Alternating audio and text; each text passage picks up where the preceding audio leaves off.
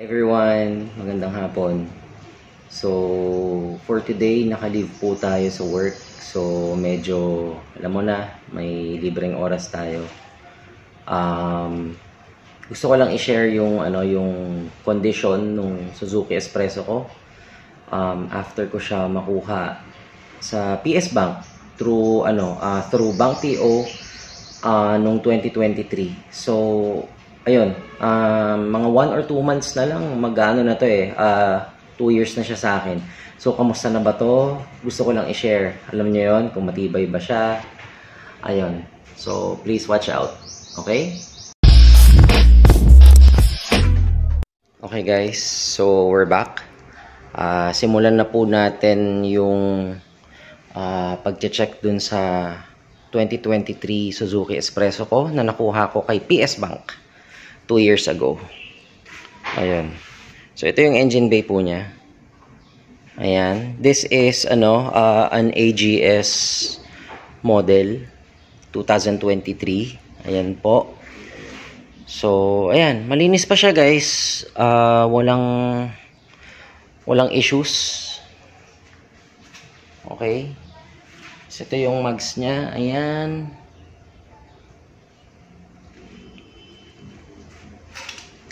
Tapos punta tayo dito sa may loob, yung interior niya, I mean. Ayan po. So, suwabe pa rin. Diba? Ayan. Oh. Tapos meron siyang, ito, may USB ako, ginagamit ko yan for for music. Tapos ito yung lalagyan niya. Ayan. Diba? Sa harap.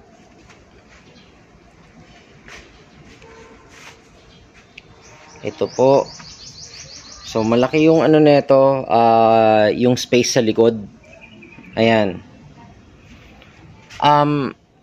Ideally, ang kasya dito sa likod is mga 2 or 3 persons. Pero, honestly, na-maximize ko siya ng 4. 4 na payat. Ayun, sa likod. Kasya. At hindi, lumulundo. Talagang matibay siya. For me, ayun. Pero syempre, wag nating gagawin yun all the time. Nagkataon lang kasi na kinakailangan kong, isa kayo yung mga passengers ko noon. Yeah. Ayan po. So anyway, ito naman po yung sa likod. Diba? Napakalaki ng space. Ayan. So you have the option to remove this. Pwede nyo tanggalin po ito. Okay. Tapos, in terms of the space, yan ang dami. Malaki to. Mukha lang siya maliit kasi other people would think na walang masyadong space dito sa sa compartment kasi nga maliit na kotse lang tong espresso. No. Hindi yan totoo. Ang dami kong nalalagay dito kung tutuusin. Ayan, toolbox. Ayan, tapos itong mga to, ayan.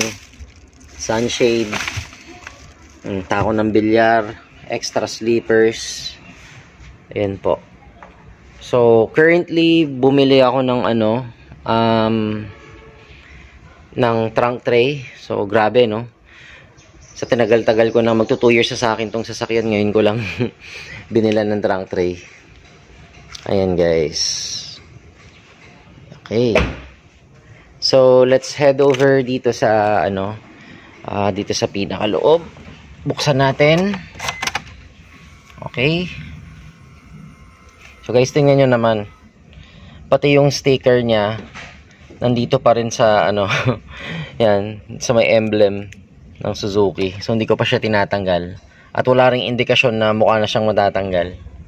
So ayan po, sa mga wala pang espresso, if you are aspiring to, own this kind of vehicle, pagbubuksan nyo siya, simple lang. Dapat laging nasa letter N. Again, this is Suzuki AGS model, ha. So, ayan. So, then tatapakan po yung preno. Ayun. And then, ito. Start. Yan. So, ako, lagi kong pinapatay yung feature nito. Meron kasi tong feature guys na pagka idle siya, kusang namamatay yung makina, no? Kusang namamatay.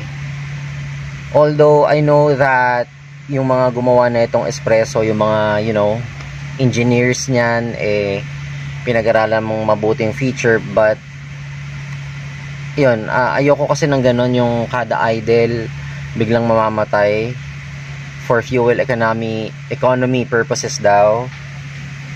Ayan, so ino-off ko siya dito.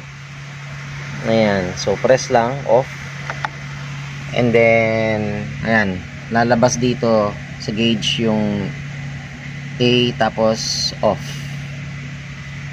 Yan, diba? Yan guys, sariwang sariwa pa siya. Actually amoy bago pa to. Ayan, siguro depende rin sa paggamit.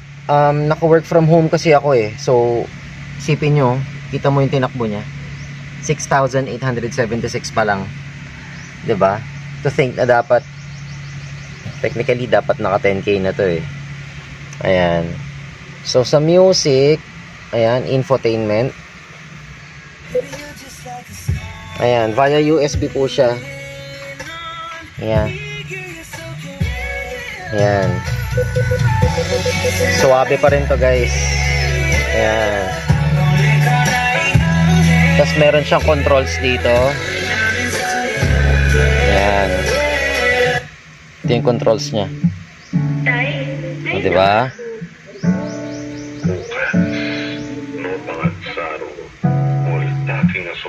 Binibining may salamander. Okay, pause muna natin. Tapos eto dito sa dome light, malabo kasi yung yung stock nito yung kulay parang dilaw, yung usual light na diba, dilaw or orange, basta ganun. Ayan, pinalitan ko siya ng puti. Yan, LED light. Liwanag nito guys, promise.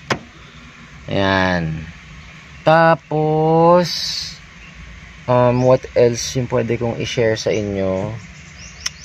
Eto, meron siyang speaker. This is intended or used kapag kunyari gusto mo siyang yung naka hands-free ka, no? Hands-free phone. May gusto mong may kausap sa cellphone nang hindi mo nahawak yung itong phone mo. Kaya lang, ang downside nito, ang review ko lang dito is parang mahina. I mean, hindi ako naririnig ng mga tinatawagan ko. Kailangan ko pang lakasan yung boses ko. Despite na, alam mo yon, nandito ako sa driver seat, tas ito lang yung yung speaker niya, 'di ba? So kailangan kong mag-effort na lakasan yung voice ko para marinig ako. So hindi ko naman 'to ginagamit. Ayun. Ayoko lang. Tapos dito sa ayan, dito sa aircon, ayan, malakas siya, guys. Okay, up until now.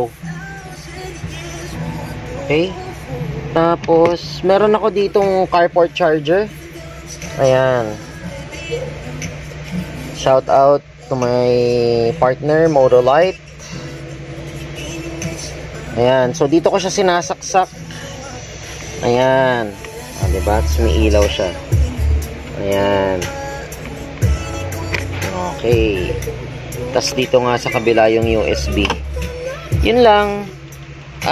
Dito wala siyang yung parang yung box, yung glove box. Hindi ako bumibili nun yung upuan nito, ito pa rin yung stock. Ayan, yan pa rin yung stock seats niyan. Hindi pa ako nagpapagawa sa labas. Diba? Ayan, so far I'm satisfied with this car. Diba? Ayan po siya sa huling ikot. Oh. Ito yung college car ko pala, guys. Ayan. Ayan. Okay. So, I think yun lang po. Wala naman, nothing special. This is a very, this is a very straightforward car. 'Di ba? Napakatipid sa gas. Sobra. Ayun. By the way, ang pinapakarga ko dito is Petron XCS. Ayan. So, buksan natin ulit yung ilaw. Baka makita natin yung liwanag. Yan. Ayan. So, nakapatay lahat.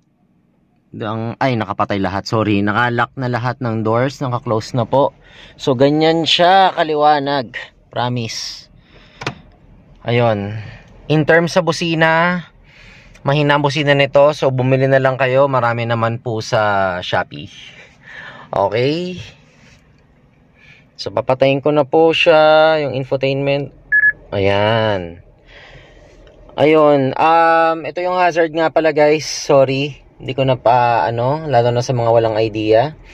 And then, dito yung sa, sa windows. Yan. Diba? Yan po yung sa windows. Tapos, dito po yung sa kabila. Sa may passenger side. Yan.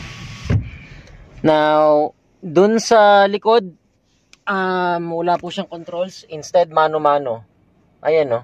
Iniikot. Ayun. So, old school po. Pero okay lang. Ayan. Ganyan siya. 'Di ba? Iniikot po. Yun lang. So, if you have questions, comment na lang po kayo. And then, magre-reply na lang po ako. Again, shinare ko lang po itong video na to para at least ma-idea kayo dito sa Suzuki Espresso na unit na nakuha ko through PS Bank via Bank PO, 'di ba, or purchase order. So hindi po ako nag-in-house financing dun kay dealer. Ayun. At least mas maliit yung interest. By the way, sa mga nagtatanong or hindi nakanood nung dati kong video, ang ko po dito, ang dinown ko po dito is more than 20%.